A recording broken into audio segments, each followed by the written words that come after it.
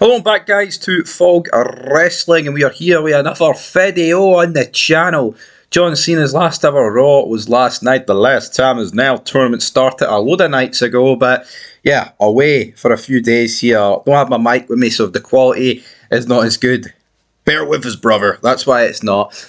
But, you know, I seen the clips. I woke up this morning, I saw Cena. I seen the Instagram shot. It was like him, Sheamus and Ray against the Judgment Day, and Sheamus nudged John towards the middle, like, no, you do the middle shot because you're John Cena. This is your third ever last appearance in WWE, last ever Raw, in the Garden. Let's make it all about you, John. Correct decision by Sheamus, not blasting anyone involved there, so I've seen that. Also seen the fact that Reigns and Lesnar came back, but doesn't really interest me. It's just cheap, man. It is. See that War Games match? It's just fire everybody together and hope it sticks. There's no real fucking story there. There's nothing. Seeing you look at like the Great Survivor Series matches of back in the day, like Team Evolution versus Team Orton at 2004. I mean, what a story going into it and out of it. Like 2003, Team Bischoff versus Team Austin. 2005, Team Raw versus Team SmackDown. 2001, winner takes all.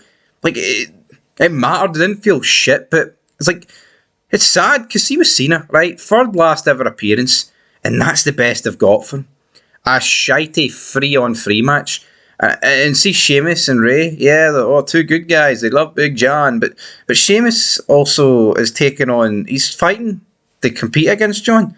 He wants that IC title. Tournament's on its arse, right? But nothing is more evident of current WWE, right, being absolutely on its fucking arse than the 16 people in this tournament, right? Rusev over 40, Priest over 40, Sheamus over 40, Nakamura over 40, Uso over 40, Miz over 40, Knight over 40, Zack Ryder. I'm not too sure if Zack Ryder is over 40, but fuck me. Guy was fighting Cena in 2011, so he must be close to being over 40. Gunther, near enough 40. If not, I think he is 40. Javon Evans, fair enough. Guys like 22. I have no real issue with that. That's who we should be pushing. Solo Sikoa versus TBA. Turned out to be Dolph Ziggler. Again, absolutely fucking horrific. I think Son of Scotland uploaded a video earlier calling him and Zack Ryder sellouts. I mean, they both leave the WWE but then come back for things like this. It's kind of funny. But we'll get back to Ziggler and Ryder in a minute. Solo Sikoa won. Brilliant, right? But again, he's like another young enough guy. Bronson Reed, again, just near enough old. He's like 35. Carmelo Hayes, jobbed out. I'll say jobbed out. He will lose, and then Penta Finn Balor. It doesn't really. Those two matches do not fucking matter. But you look at this card, right? Then you look at this Deadly Game card for 98 Survivor Series. The difference is evident. But back to Ziggler and Ryder, right? What are we doing? I know it's 2025 and wrestling's dead, and make no mistake about it. I honestly don't even think it can be saved at this point. I mean, it can be made a hell of a lot better, but saving it might be impossible. See, when you're bringing back Zack Ryder and Dolph Ziggler as two big fucking surprise opponents in the John Cena The Last Time Is Now tournament, if that doesn't tell you where the landscape of wrestling is in 2025, I don't need to tell you, man. I shouldn't need to explain to you, because you're either a dumb fuck or blind or deaf or something. Maybe all of them combined. But what we're dealing with here is Zack Ryder, an absolute jobber in WWE. Yes, he won the IC belt, but even that, he won that like 5 years too late. This was the Internet World Champion, the self-proclaimed Bingo Hall fucking warrior, right? Feuded with Cena and Kane in 2011. Cena kissed his girlfriend in front of him, and he got fucked off a stage in a wheelchair, right? We're bringing him back, and it's not even treated as a piss take. He loses, by the way. Dolph Ziggler, all right, former world champion, can't take that away from him, but he was never world champion material. That just sums it up, man. We're bringing back Ziggler and Ryder. It's awful. See, back in the day when you had these tournaments, look right in front of you, man. Look at the names in this 1998 tournament, right? The Deadly Games tournament. Ken Shamrock defeated Goldust. The Rock defeated Big Boss Man. Austin and Rock both defeated the Big Boss Man. How many chances did the Big Boss Man want? Anyway, don't worry about that. Big Boss Man. There's no way he took on both of them. Why is one a Big Boss Man got a crosser in him? Either or, right? Austin, Rock, Shamrock, Goldust, Steven Regal, X-Pac, Jeff Jarrett, Al Snow, Dwayne Gill, obviously known as Gilberg, Mankind, Al Snow, Austin got a bye. So then you had Rock, Shamrock, semi, or quarterfinals, Undertaker, Kane. Then the semis were Undertaker against The Rock. Rock won, and Austin lost to Mankind. Then The Rock defeated Mankind in the final. 1, 2, 3. Rock won Deadly Games. I mean, just look at the fucking star power. Forget about the storylines that were intertwined here, right? Look at the names involved in these tournaments. We weren't bringing back jobbers for the late 80s or the mid 80s, right?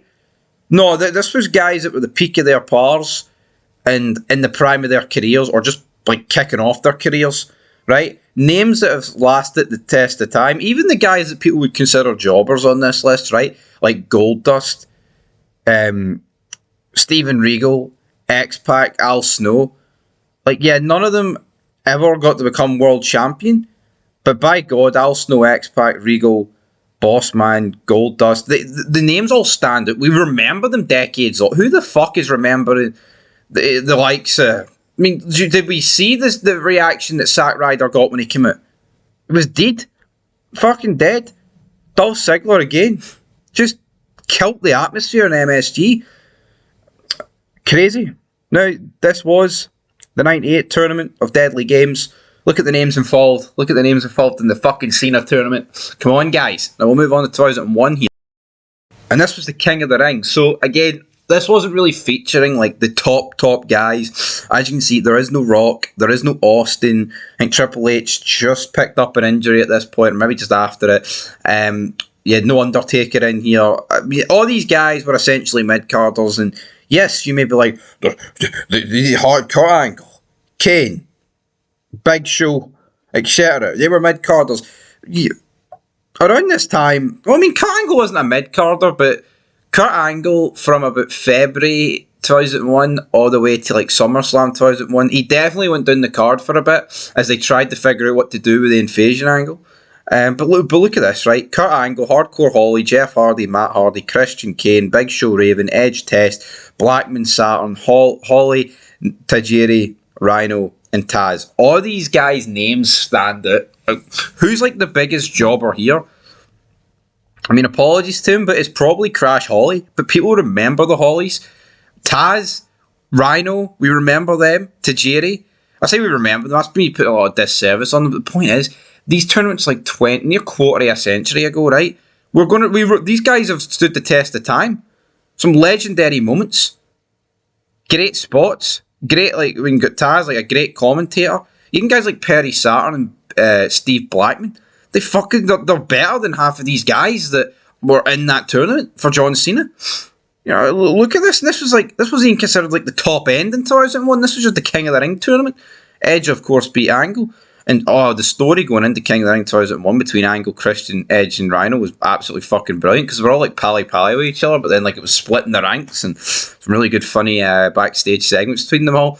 But we'll move on because this made me realise, like, holy fuck, how bad is wrestling falling off, and nothing proves it more than the King of the Ring winners over the years.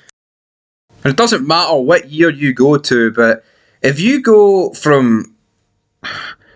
it's hard to say, right? But if you start for like 85 and work your way up to like 2008 or something, for example, there's not a lot of jobbers on this list. Right, you look here, Don Muraco, Iron Sheik, Harley Race, Pedro Morales, I'm going through winner and runner-up by the way, Randy Savage, King Kong Bundy, Ted DiBiase, Randy Savage, Tito Santana, Rick Martel. I mean, at that point, that's definitely the weakest final, but two names that we still know today, Bret Hart versus IRS, and Bam Bam Bigelow. You had Owen Hart defeating Razor Ramon. Mabel Savio Vega for 95 is a bit weak, but at the same time, there wasn't a lot happening in 95. Austin Roberts, Epic, Triple H, Mankind, Shamrock defeated The Rock.